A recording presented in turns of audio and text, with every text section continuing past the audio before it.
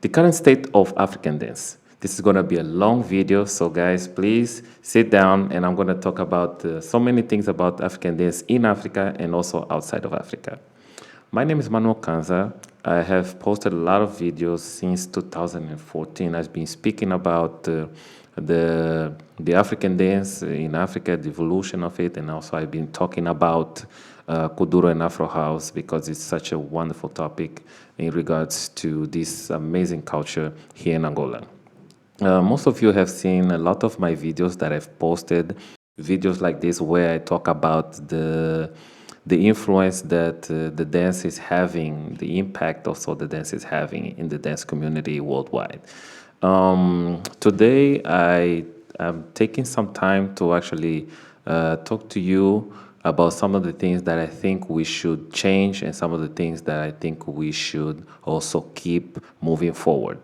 So we had the time in the early 20s when dancehall was the main, like it was, everyone from the late 90s to 2000 know that dancehall dominated the industry in terms of, just talking about his African culture between the hip hop and dancehall. That was like the top era. Then around 2011, 2008, with the influence of Afro House, which is a huge topic here on my channel. When I talk about Afro House, I talk about South Africa as well. And I talk about kuduro, and I talk about the Afro House made in Angola. So at that time, there weren't, obviously, YouTube was not around.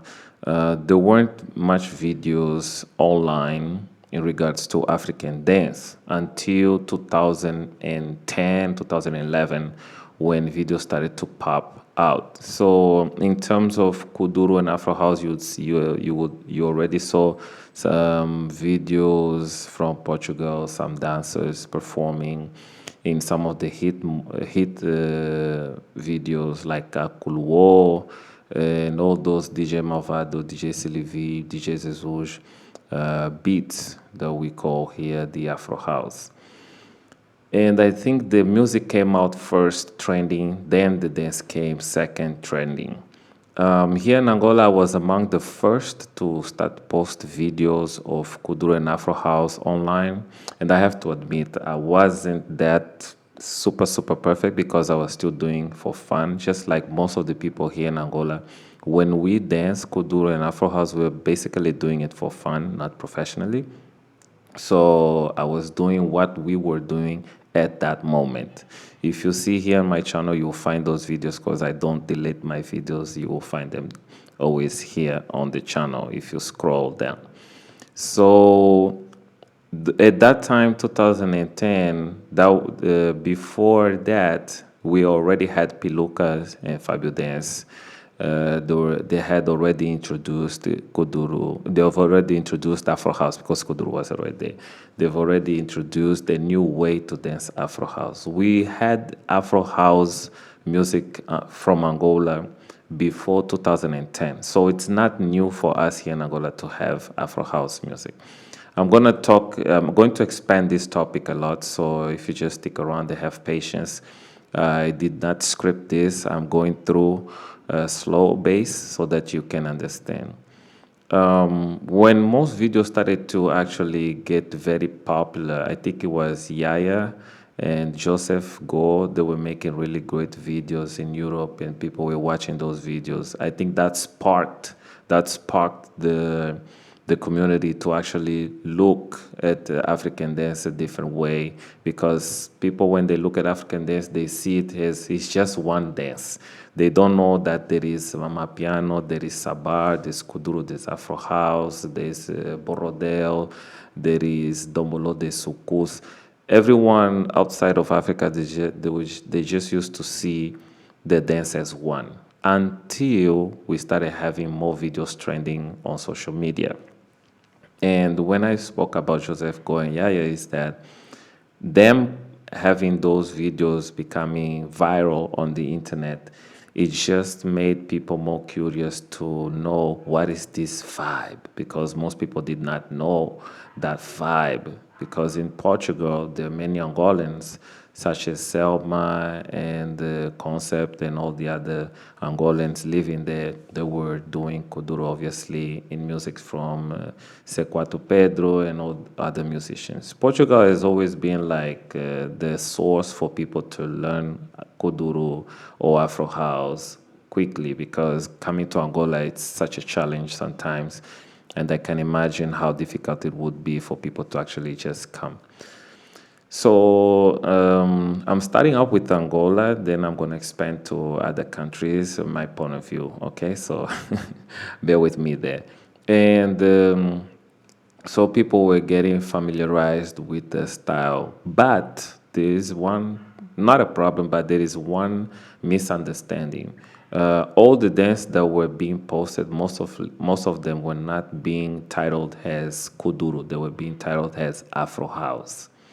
The reason why it was being titled Afro House is because kuduro already existed way before Afro House, and when people started to post videos on YouTube, you were seeing like Mestre Dangui and all those Mavaldo. They have already changed from the kuduro era to the new era, which is the Afro House. That's why you guys saw a lot of Afro House music and dance videos first before kuduro. And this is what made people not be too interested in kuduro, because they were introduced to Afro House first from Angola and not kuduro. That's why most people at that time, they were naming their classes like, hey, come and learn Afro House, come and dance Afro House.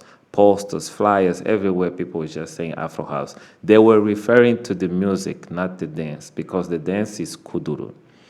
So all that time, people were teaching and teaching. And as here in Angola, I was watching the evolution. I was watching the impact, and I would see classes being promoted as Afro House while people were doing Kuduro. And of course, there are some moves that are created specifically for Afro House, which doesn't have much connection with Kuduro, but it has connection with traditional dance from Angola, because here in Angola we have many styles of traditional dances. So those traditional dances, because Afro house is more tribal than kuduro, because kuduro is more electronic, we were using moves from traditional dancing to our Afro house. That's why it became a dance where we use a lot of feet and a lot of waist movement, which we call ginga. Now, compared to kuduro, you see kuduro will use shoulder, head, will use body, will use arm, will use everything in kuduro, and it's more powerful, it's more aggressive, because it came at a time where electronic music was a thing here in Angola. So Afro House had a very different transformation, because we were the obviously the DJs and the musicians here in Angola, they were imitating the style of Afro House from South Africa, and they managed to make their own Afro House here in Angola. Now, the real Afro House, which I would say the real, is the Bebushu Kikuya, Mr. Dangi, because they were singing in the way that the Congolese sing in a beat made from Angola. It's like you invite the Congolese to come and sing on top of a kuduro beat. So they would transform that beat and make it slow, like as if you want to do dombolo music. Yeah, so that was the real Afro house, like in the beginning here in Angola. That was our way of doing Afro house here. Nowadays, you see Skro-Kikuya, Nero Americano, they are using more Kuduro influence and not the origin of Mestre Dangui and Bebushi Kikuya era. Because Mestre Dangui and Bebushi Kikuya era, when they were doing the first Afro house music, that was like the pure Afro house transformation coming out of the Kuduro influence. And then over time, it evolved really quickly. And I would say Nero Americano also impacted a lot in 2016 when he came with his first music, and then came along other musicians that we have today. So actually, things are going full circle, because the way that Nero Americano is singing Kuduro and Skro-Kikuya with few words, but the beat is like hot. That's how Kuduro started in the late 80s. That's how it was done. Yeah. So it's all going back to how it started, but with different sound. Now, there aren't many DJs making really pure Afro house music here in Angola because everyone is transitioning to more club vibe type of Afro house. Yeah, so it's not really the same anymore. So if you are new, you can't really distinguish what's the difference between Afro house and the club vibe house music from Africa, which is different from the house from United States and other places. So I had to talk about the music really quick so you guys can understand where I'm going and how the dance changed. But one thing that did not change in terms of creating the moves is that we still use the kuduro influence in it to create the next moves for the music. A few years ago, like 2 years ago, um, people were depending on the beat to have new dance. But now everyone here in Angola is already when you hear the music, whatever the musician calls, you already know how to create the the dance. So it's like a race for who's going to make the hit move for the music. Yeah, so right now at this moment, now let's talk about the change that is going on because now I'm back to where we are now. Okay, first of all, introduction to social media, TikTok. TikTok is influencing Angolan dance in a good way, but it also impacts the way that you would receive the dance in general, like in terms of delivery, which means because TikTok has, if you are in Africa, it will show you what it's around your region, yeah.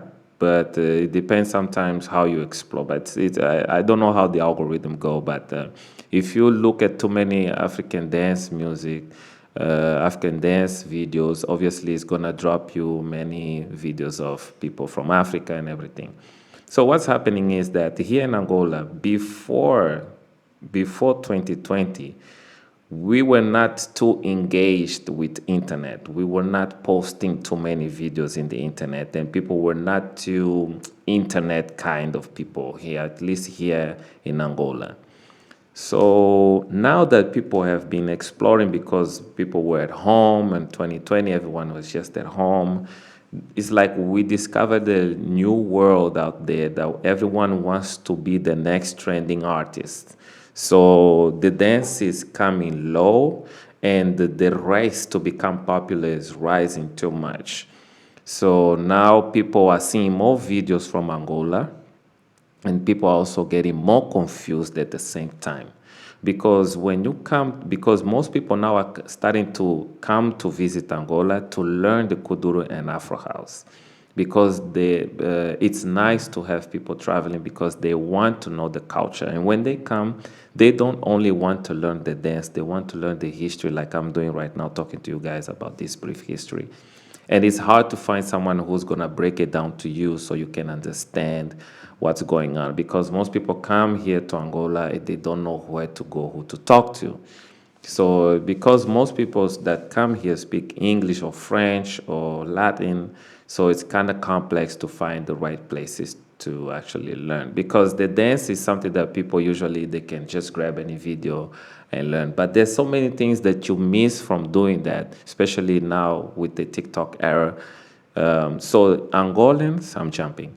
Angolans are now thinking that some Angolans, non-professional, are thinking that Amapiano can be part of Afro House or Kuduro. They don't because most people here just are completely raw, like they just do.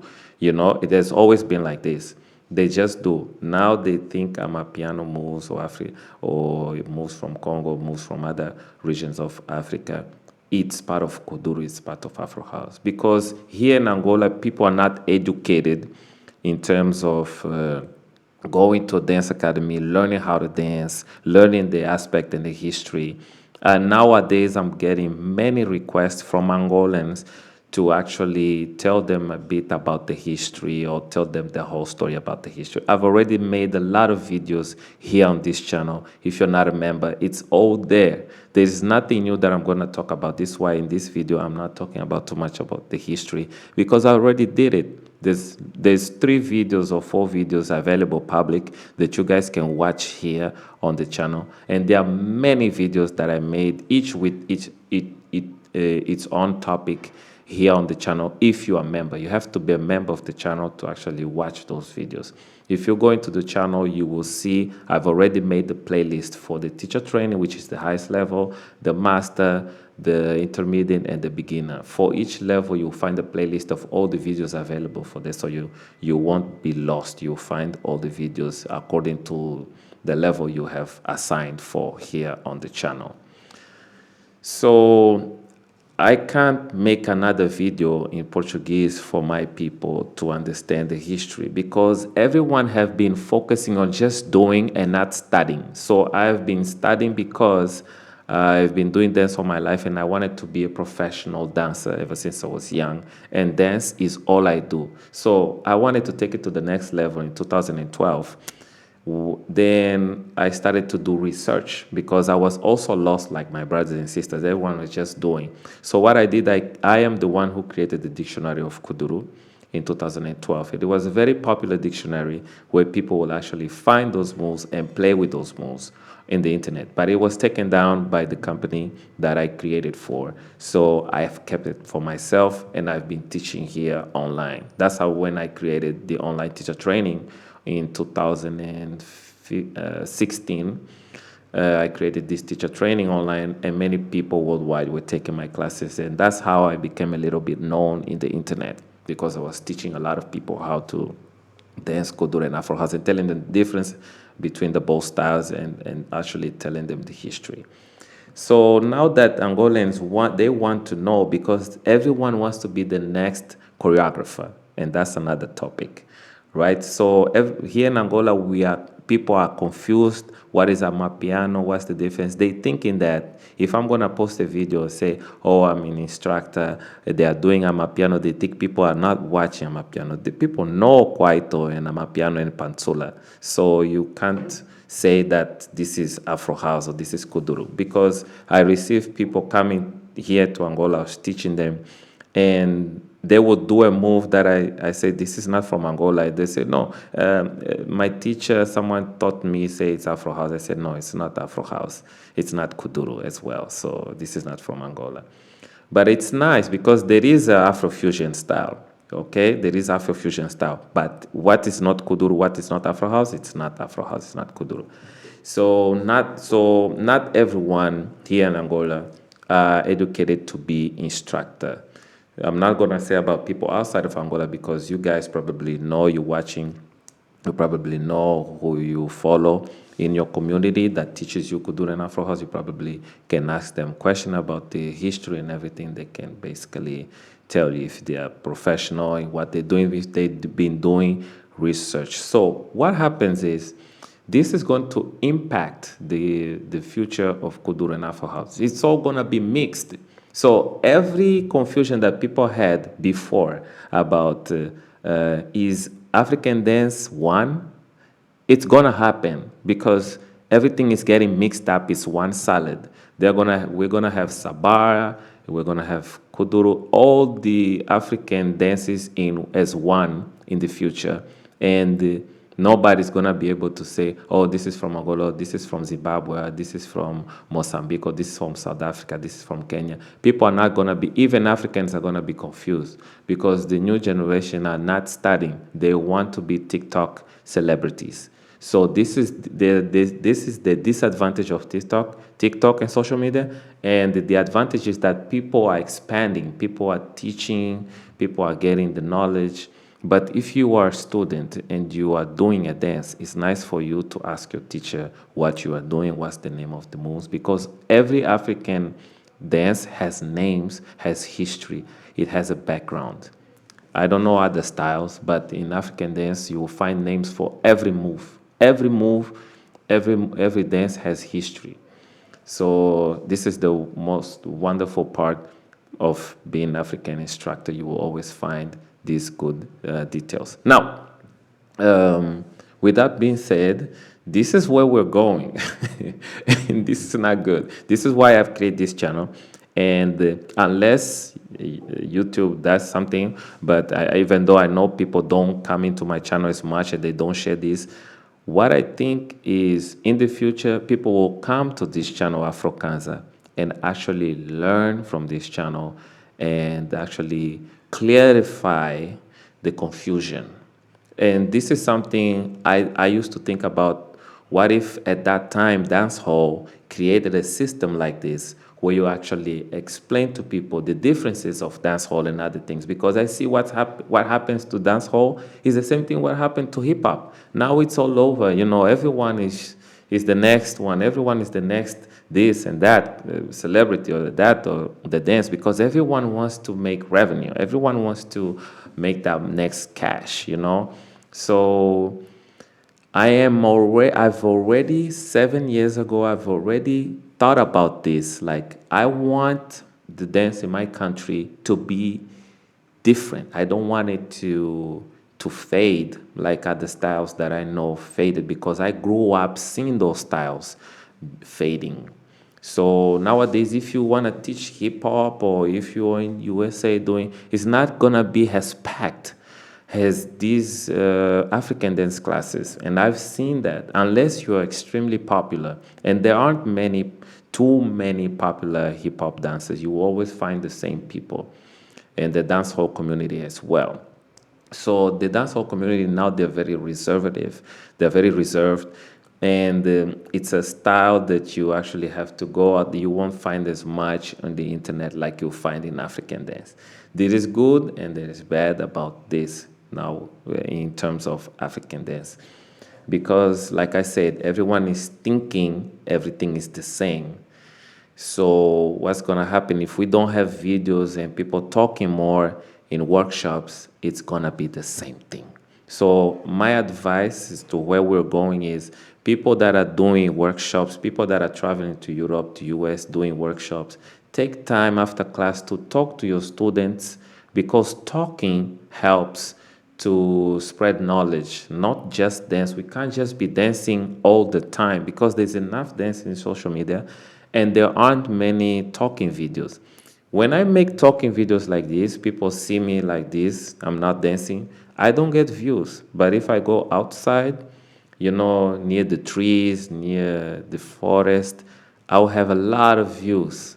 People want to see the dance, people want to see the African beauty, but they don't want to listen to videos like this where I'm talking about the culture, the history. They don't have time to sit down and watch this. And I understand, because some people are just not interested in that. They want to have fun, listen to good music, learn the dance, you know, just have fun. Not everyone wants to do this. But there comes a time that most people that watch dance are dancers. Most of them are dancers. And about half of them are instructors, or instructors in the making.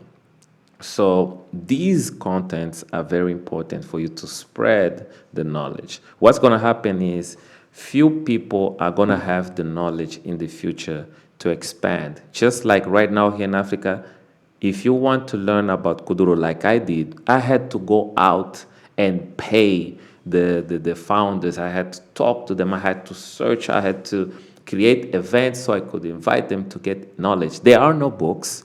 There is no library. There is nothing for you to find about the history of Angolan dance. You have to talk to adults. And most of them are in the 80s, 90s now.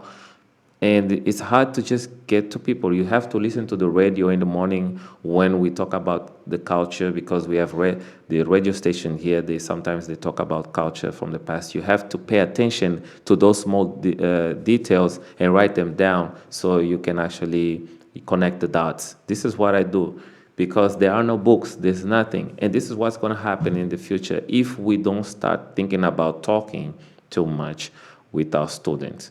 Now, outside of Africa, the views, people get more views, people get more shares. As here, at least here in Angola, my videos don't get as much views and much like or comments unless it's a really interesting topic and you really gotta give your best, because people don't have patience to watch long videos.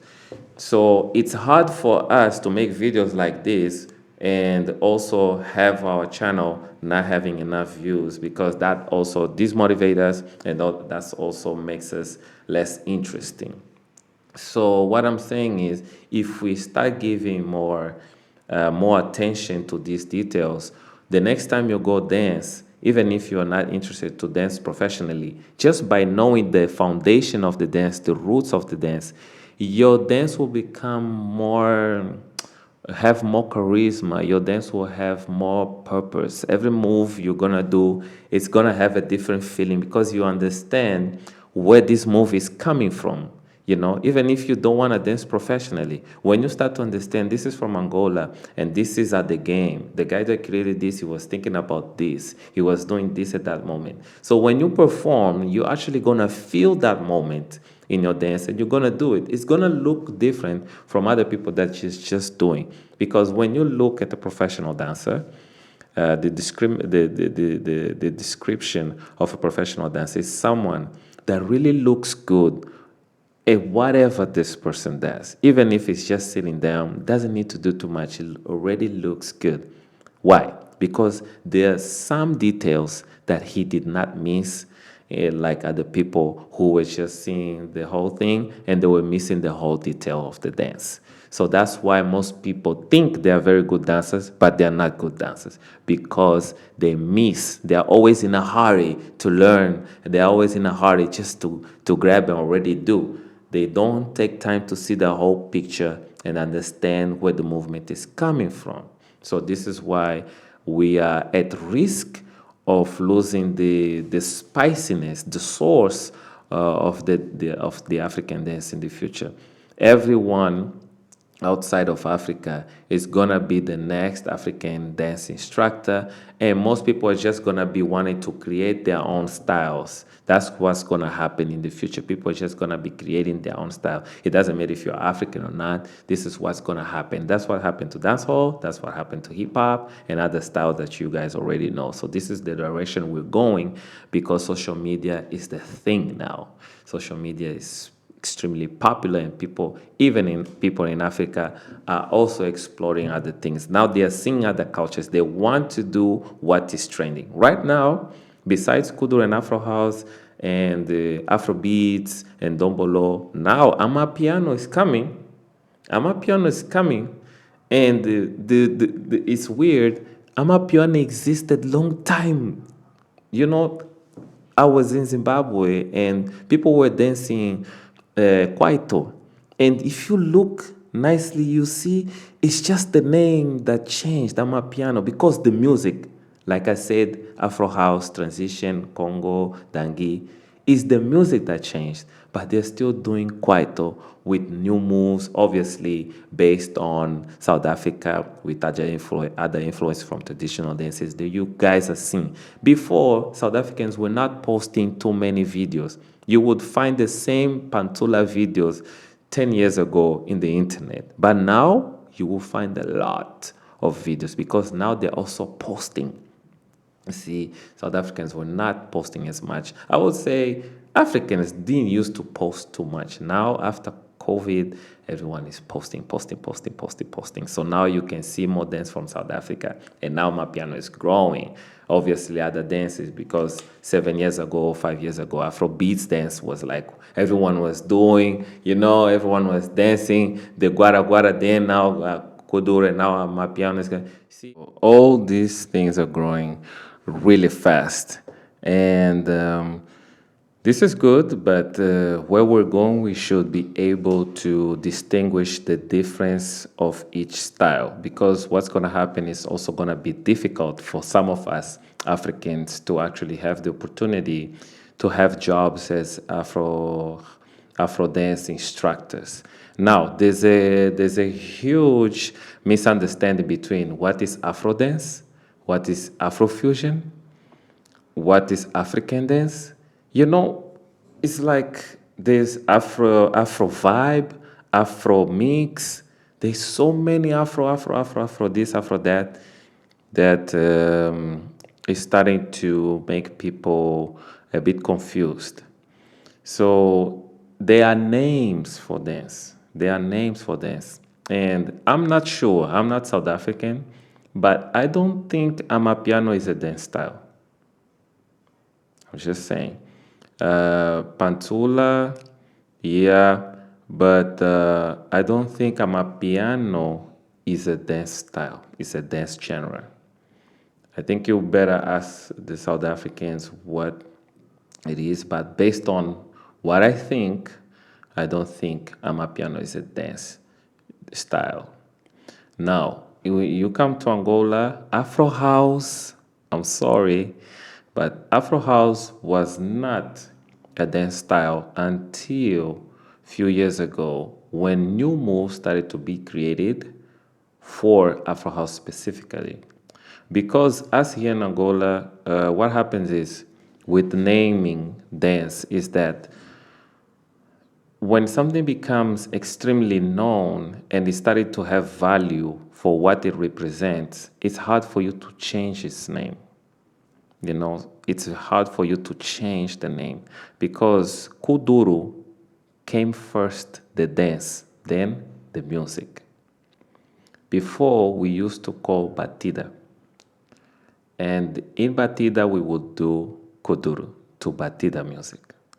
But because kuduro became extremely popular, it also dominated the music genre. So we call kuduro music and kuduro dance. It's one.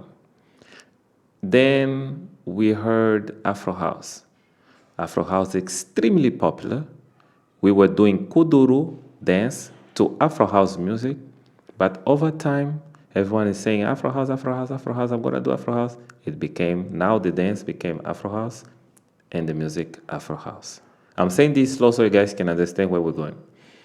In Congo, you have already heard of sukus and dombolo, and I believe it's the same thing. If you go to Nigeria, you've already heard of Afrobeats and Afrobeat. Afrobeat and Afrobeats, you know. You already know the history of that as well. And the same goes to Sabar and other styles. Why? Because the industry it forces artists to adapt to the changes. This is why it's good for you to take class so that you can know. You ask your teacher, what is the name of this music and what is the name of the style for the music? You will be surprised how much you will learn from that question. Here we talk about dance only in the dance community and dance industry. I'm going to change the lighting because I'm wearing pink and yeah. Because when I edit this, I don't want to. All right, so already you're probably watching this edited. I don't want to have the same match.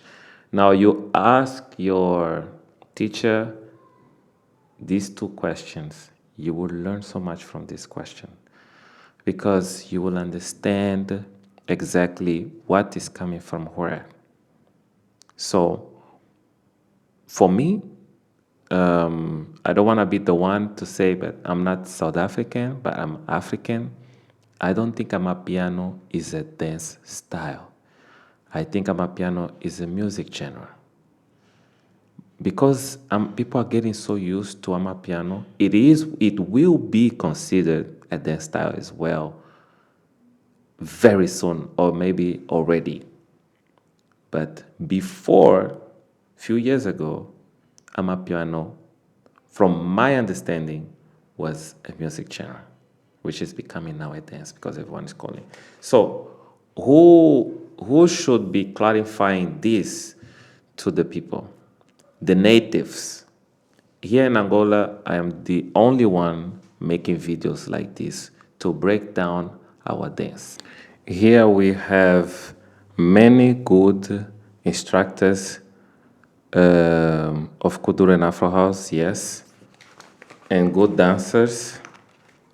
And the only thing that difficult them to send more message out is first of all the language, and second, some the internet, because making long videos like I'm doing right now, it requires a lot of internet, and also you want to make a high quality content because social media requires people to post videos with good sound and well edited videos. And I know people that are searching for information always want to see a good video with good quality, but it's extremely expensive for us here. And I know you guys, most of you probably take for granted the things that you in your country probably have, because I've traveled there. I've seen how I like to play around with my friends and say, you guys are spoiled, because us here, just to get a good camera, you will spend 4 times more than what you, if you're outside of Africa, we would spend for a good camera and good microphone. So don't take that for granted, guys, because just for me to make this kind of investment is because I dedicated myself to stay in dance for my whole life. And this is what I do, this is what I love to do, this is why I created this channel. Again, this channel used to be called AfroKanza, and I changed to AfroKanza because I want this AfroKanza brand to be known as a source for people to come to learn African dance history and also the dance history from Angola. So I'm doing my part so that people will not have to worry about looking for books or going to, when you go to Google and search kuduro, you won't find accurate information. So that is one of the things that really called my attention to start making videos like this. Because before I used to make videos like this, I was posting on Facebook. And of course, some people were not very happy because when I started to post, I was talking about things, facts. I was talking about the reality of the dance here in Angola in terms of kuduro and Afro house. They're very upset. At that time, Afro house was not a dance genre. It was only a music genre. And I was telling people Afro house dance does not exist here. It's all kuduro. And some people were really upset because what I said in the beginning of this video, people were introduced uh, to Afro House a lot because we were not posting much, we were not talking much, so everyone did not know what kuduro is at all. So that created a lot of confusion, and I started to help some friends from France to understand the difference. And it helped, but also I created a lot of people were not happy. So I also got unfriended by some people, but that's okay because a few years later, here we are, and I'm talking to those same people, and they're happy. They've learned. Some of them actually took my classes, and I'm just here to share. I'm not here to challenge anyone. There was one time when I started to show up in social media, when I started to realize a lot of things, I was very upset. I was calling out people, I was reaching out to some dancers. Some dancers they already know. I won't name them, they're very popular. And I was, yeah, upset. But I started to be more professional, I started to grow, be more mature. I understood that people are sensitive, and if you talk to them or correct them about things that they're already doing, they're already gaining money from that, they can be sensitive about that, and it's not a good thing. Instead of you creating friendship, people start, just creating a really not good environment. So I decided from just stay quiet and make videos explaining, breaking down things. Whoever think it's good to share, they will share. Some people will not share my video. Some people will not share the information I send. So it's fine by me as long as I'm putting this out, because I know a few years from now people are gonna come to these videos like this and actually study them, and no one will have an excuse to not knowing what kuduro is and what Afro house is, because these dances there isn't too much that we human beings can create. And the same way that people explore the pyramids is the same way people are going to explore cultures. because every country is starting to lose its culture, because the more time you spend in the internet, the more connected you get to other people's culture. So you start to be more interested in other people's culture, and your culture you don't get to develop as much, because when things are trending, everyone wants to be where it's trending and not where it's actually growing slow. Everyone wants something quick because the world is going too fast. Everyone is thinking too fast. Everyone is doing everything too fast. So we're starting to lose those essence, those small details of life, those small important things of learning, the process of life, because internet is like this. This is why people don't watch videos like what I'm doing right now. They don't watch this video to the end because it's just too much. They want to go to the next video. So you miss out a lot of things, and you end up not knowing your direction because you're trying too many things and not really actually being good at none of them. So this is what's happened to dance. This is what happens to music, to musicians. It's impacting musicians, actors, every industry, and everyone is doing the same thing. Everyone wants to be the next this and that. Yeah, so no one has patience anymore to take time, think of long terms. This is why what's gonna happen also in the dance or in the artist industry is that the pioneers are always gonna be remembered. For example, I am the pioneer here in my country of this kind of information. And now my people in my country are reaching out to me more than people outside of my country, because my people are starting to realize that because I was the first one here doing this kind of the videos like this, doing this kind of work, working on tutorials and everything, they want to get into this as well, because they've been watching my videos that I've been posting for more than 10 years. They know, oh, we know Manuel does this, so let me ask him. He probably has this and that. And I do provide. So this is why I said you have to grow. If you think, no, people are not watching, they are watching. Someone is watching. As time goes by, when you realize like you're not interested in doing this anymore, that's when people are gonna start to grab, because you've been doing for a long time. I've been doing this for a long time. And you see my channel here, it's only 15K followers, but I have videos beyond 15K. So social media now is not about the followers or the subscribers. It's all about the content. I used to be down, like really upset because I wasn't being followed, but my videos had some of my videos had really great views, but I wasn't getting followers. So now I understand. It's I don't have to worry about not being having enough subscribers. What I worry about is the information I'm sending if people are watching, because I have many videos that are beyond the amount of followers that I have, and the social media realize that. And it's just that the disadvantage of this is that you don't get us as artists, as me, like this, when we ask you guys like subscribe. I know people watch videos because I watch videos on YouTube, some of my favorite YouTubers, and some time ago I realized, oh, I'm not following this guy. I'm like, what? I subscribe. So like people, that's why people ask, because we don't get jobs if we don't have enough followers.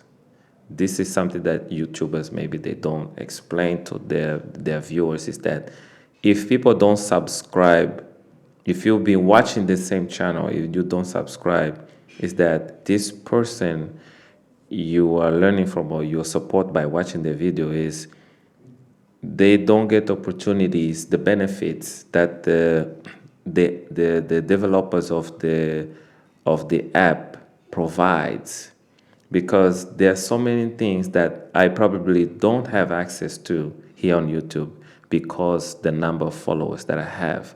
So if I have enough subscribers, I can have some benefits, which is going to help me to produce more content in a quality way, because social media is free. But it's free, but you have to build it so that it can give you benefits.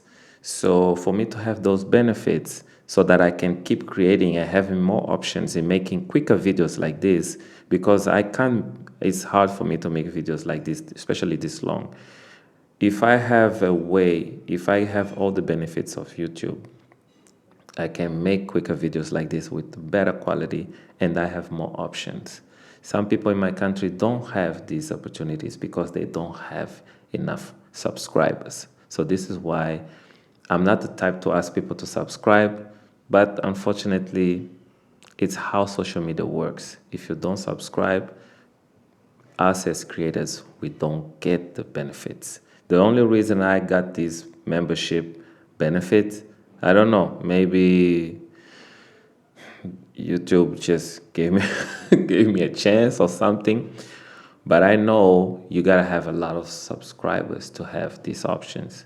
So there might be something else I'm missing that I don't know if I don't have enough subscribers. So if you're watching this video and you've been watching my channel, please support me by subscribing to my channel and share my videos so other people can also subscribe to my channel so I can have those benefits for me to keep creating. Thank you for watching my video, and I'll see you next time.